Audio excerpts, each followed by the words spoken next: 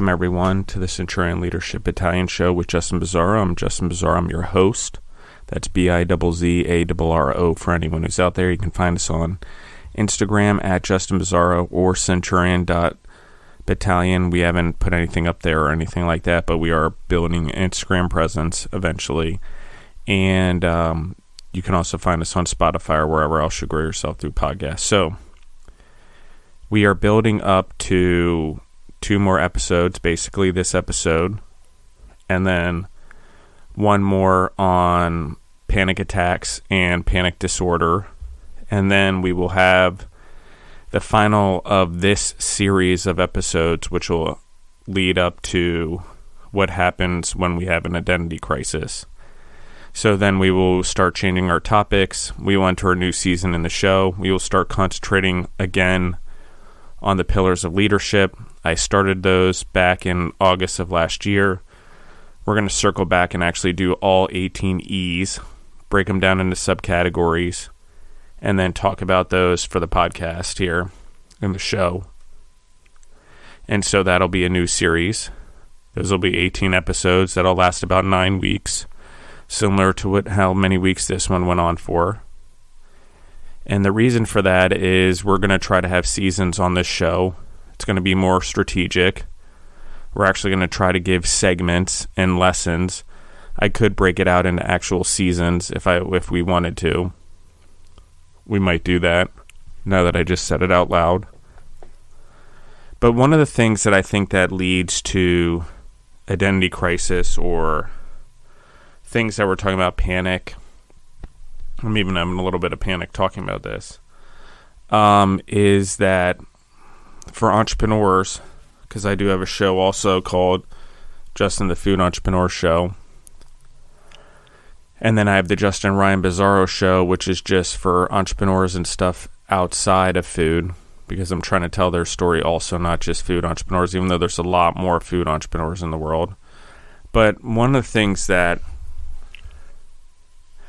I've come to realize, and something that led me to an identity crisis eventually, was the word entrepreneur and what it meant, and how different people are entrepreneurs, what the types of entrepreneurs are. But I think sometimes we're misidentified. I think sometimes we use the word appropriately and inappropriately.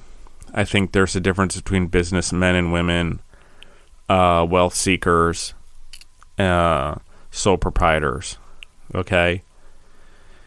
And the reason I bring that up is because I think entrepreneurship is about dreaming big, having dreams big enough to fit everyone else's dream inside of it, as I've learned from mentors. But I think it's also about creating jobs.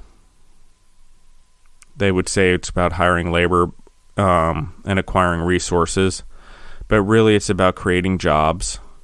It's creating the livelihood for people to have financial freedom and independence in their legacies. It's also dreaming big, but dealing in reality. And sometimes that means that our visions and stuff can be so big that that's what it means to dream big, to make sure everyone else's dreams fits in it, their kids' dreams, their great-grandchildren, their grandchildren. Like, what does that look like? How much money can education, livelihood, safety can that provide? So I think as an entrepreneur, they're leaders, but they also create a lot of these things. It's anyone basically that manufactures goods or provides services. I agree. But it's, from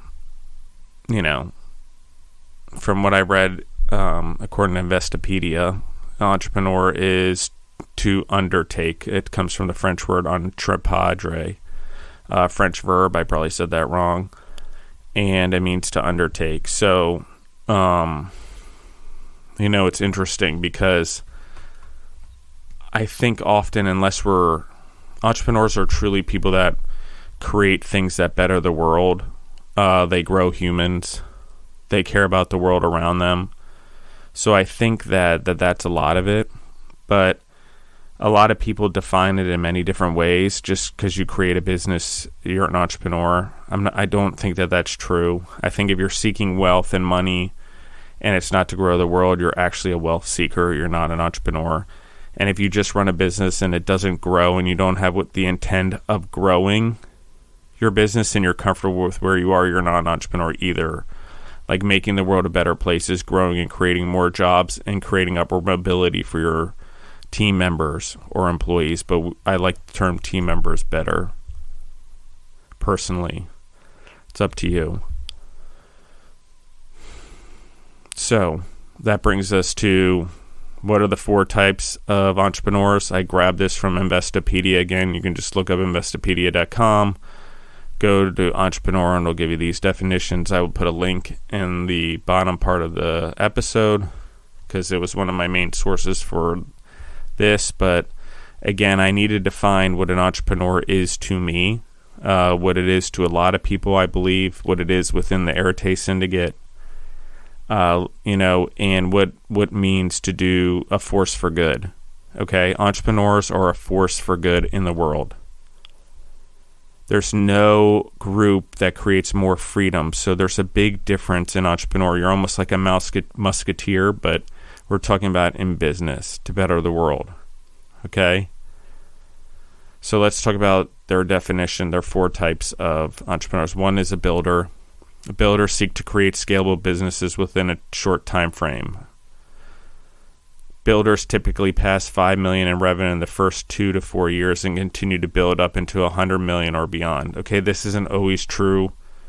Like I know a lot of businesses that are 10, 12 years plus before they start making $5 million, and then scalability after that. So yes, I agree, but it is builders seek to create scalable businesses within a short time frame. I would tweak it to say builders seek to create scalable businesses that create better lives for humans and the animals and whatever on this planet within a short time frame. Okay, opportunistic is the second one. Opportunistic entrepreneurs are optimistic individuals with the ability to pick out financial opportunities, get it in the right time, stay on board during the time of growth, and exit when a business hits its peak. Okay? So these type of entrepreneurs are concerned with profits and the wealth they build. Again, I think this is more a wealth seeker. So, innovator. Innovators are those rare individuals that come up with a great idea or product that no one has thought of before. I agree. Thomas Edison, Steve Jobs, Mark Zuckerberg. And while I agree with these, again, is it for the purpose of bettering the world or is it just to create wealth? Because if it's wealth, it's still an opportunist or wealth seeker, in my opinion. The last one is a specialist. These individuals are analytical and risk adverse. They have strong skill set in a specific area they obtained through education or apprenticeship. A specialist entrepreneur will build out their business through networking and referrals, sometimes resulting in slower growth than a builder entrepreneur. Okay, I agree with that one. I think that's the one I'm talking about. Like some of these some of these builders are actually specialists. They just take longer to build their business. It's more strategic and relationship built. Okay, so why do I bring this up? Because here's why. I'm going to define, again, on the same thing. They have the 7 characteristics of entrepreneurs. 1 is versatility. Okay. 2 is flexibility. 3 is money savviness. 4 is resiliency. Number 5 is focus. 6 is business smart. And 7 is communication skills. Okay. Why do I talk about this? I think it's here, but I think one of the number 8th characteristic would actually be exposure. How much exposure do they have to the world? How much worldly thinking do they have? Is what they're doing solution based for the whole world? Okay, so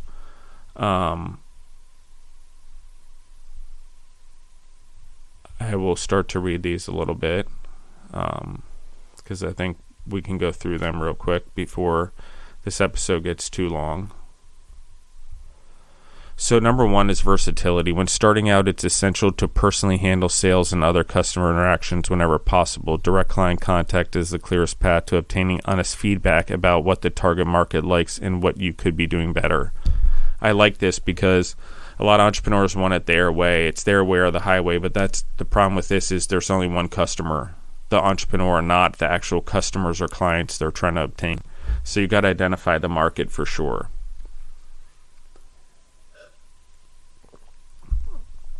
Number two is flexibility. Few successful business owners find perfect formulas straight out of the gate. On the contrary, ideas must morph over time. Whether tweaking product design or altering food items on a menu, finding the perfect sweet spot takes trial and error. I agree with this again. That's why I don't like the term business plans. They should be called growing plans, like growth strategies. How are we growing? Let's reassess it every quarter, update the plan, maybe no more than 10 pages ever. Make it easy, make it so anyone can read it, make it so it's accessible to all the employees, and let them know it's constantly changing and adapting. Get people used to uncomfortable change. That's the one thing about healthcare that I loved. We had to change the menus every 3 months so people got used to uncomfortability. Number three, money savviness. At the heart of any successful new business is steady cash flow, which is essential for purchasing inventory, paying rent, maintaining equipment, and promoting the business. The key to staying in the black is vigorous, regular cash flow management. So, I agree, obviously, you need to be financial, you need to read your financial statements, you need to be fairly honest human. You need to be able to talk about money and disclose what you need to disclose honestly. But I wouldn't say, I say mostly because you can't tell everyone everything. Not everyone understands it or is in a position in the company that they need to know. So, resiliency. Running your own business is extremely difficult, especially getting one started from scratch. It requires a lot of time, dedication, and often failure. A successful entrepreneur must show resilience to all the difficulties on the road ahead. Whenever they meet with failure or rejection, they must keep pushing forward. Number five, focus. I know that one I just had to reinforce because I think a lot of us give up. We think it's easy because we see it easy. We see the victories. We don't realize the pursuit and how long it took. 5, focus. Similar to resilience, a successful entrepreneur must stay focused and eliminate the noise and doubts that come with running a business. Becoming sidetracked, not believing in your instincts and ideas, and losing sight of the end goal is a recipe of failure. A successful entrepreneur must always remember why they started the business and remain on course to see it through. This is a big one. Focus is a big one, guys. That's where the identity crisis and stuff start stemming from when we don't remain focused on the businesses we build. I know because I've been there. Okay? I also know that if we don't focus, we go to something where we attract the lovable loser, as it would be called, and the competent asshole, as I just talked about with a friend today. And I keep talking about this because when we lose focus, we don't see these individuals come into life, and it's true what they say. Every business has it. I don't know if anyone's ever heard that, but it is true. Often successful entrepreneurs who start to not get focused and start to pass the thing on to other people, they attract a lovable loser and a competent asshole, a bully, a mean guy, a guy who destroys your business if you're not careful, and a lovable loser who wants everyone to love him, is willing to pay a lot of money to do it, and doesn't really care if it's bought or it's paid for or whatever, but in reality they're actually a loser. They will never win because they don't have what it takes to cut the losses. So it's sad, but I've had experience with both, okay? Some of them very close to me. And it's hard. So, it's something to be aware of, and you could be one of them. You could be the lovable loser, or you could be the incompetent asshole. Or competent asshole, sorry. meaning you know all the skills. You have the guy who has all the smarts, and he knows how to run everything. He's just a jerk and a bully and a mean dude. Number 6, business smarts. Knowing how to manage money and understand financial statements are critical for anyone running their own business. Knowing your revenues, your costs, and how to increase or decrease them respectively is important. Making sure you don't burn through cash will allow you to keep the business alive. Okay, implementing a sound business strategy, knowing your target market, your competitors, your strengths and weaknesses will allow you to maneuver during the difficult landscape of running a business. Okay. It doesn't talk about leadership in here. Again, it says 7 characteristics. Again, I said 8. Wanting to just spread positivity, want to grow the world around them is definitely 1. Positively pollinate the world. That's why I have a tattoo on my hand of a bee. Like, I went through a very hard time, and I never want to forget or let my ego or anything get in the way. I'm humbled now. I'm humbled now by everything, and so that means that I have to remind myself to be positively pollinating the world always. That's why I put it on my hand, so I always see it. It's never covered unless I have gloves on, but it's always to remind me of that. That's why it's on my hand. Communication skills is number 7 on here. Successful communication is important in almost every facet of life, regardless of what you do. It is also the utmost importance in running a business, from conveying your ideas and strategies to potential investors and sharing a business plan with your employees and negotiating contracts with suppliers. All require successful communication. Agreed. The one that they leave out, like I said, the positive pollination, that's number 8 for sure. Number 9 is definitely leadership. Entrepreneurs are just good leaders. They're willing to do what it takes. Nothing's below them. And they're willing to do what they ask everyone else to do, and they show it and have shown it. They're willing to start at the bottom usually and work their way up as leaders, no matter how many times they restart their life or have to fix their life. They're willing to really take the risk, meaning they're an entrepreneur and they're willing to work their way up again, even if they lose their business, because they believe they have purpose and they believe that those businesses that they create will do good in the world. And I really anchor this for a lot of entrepreneurs, because we are going to talk about identity crisis after the next episode, which is panic attacks and panic disorder. What is panic attacks and panic disorder really? That'll be the next episode. That's what it's called. Just like this one's called is What Are Entrepreneurs Really? I appreciate you guys. I love what you guys follow and come in. I'm going to try to keep the episodes a little shorter on these. Just throw it right at you. So thank you guys. I think entrepreneurs are also capitalistic, meaning they want to build economies and build industries, hopefully to better the world. Like I said, the positive pollination is a big one. Thank you guys. I appreciate all of you. You can find us on Spotify, wherever else you grow yourself through podcasts. You can find me on Instagram at Justin Bizzarro, again, Bizzarro. And you can find the Centurion Leadership Battalion on Spotify, as well as Justin the Food Entrepreneurs, the Justin Ryan Bizzarro Show, and the Night Dasher, DASHOR, with Justin Bizzarro, as we launch that and get through the changing of the name a little bit. As you can tell, it's spelled a little differently, and relaunching some of the episodes to the audience out here as we've gained more research and information. So thank you again. I love you guys. Thank you for listening in, and we're out.